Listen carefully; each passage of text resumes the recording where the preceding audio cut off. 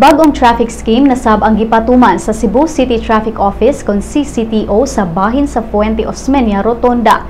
Sugod kagahapon adlong Martes, ang mga sakyanang kinahanglan na musunod sa parallel parking scheme sa outermost lane diha sa Fuente Osmeña. Samtang ang adjacent lane ini o kanang agianan tapad sa mga establishmento sa Fuente Circle nagpabilin gihapong drop-off point o pick-up zone.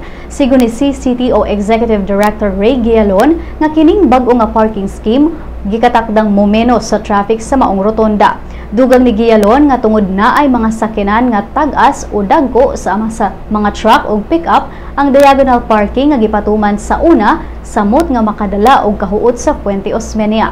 Ug bisan mas gamay na lang ang makaparking sa bag-ong skema, matod ni Gialon nga ang pagpatuman niini gipalabi ang interes sa kadaghanan kung ikumpara sa interes sa pipila lang ka mga motorista.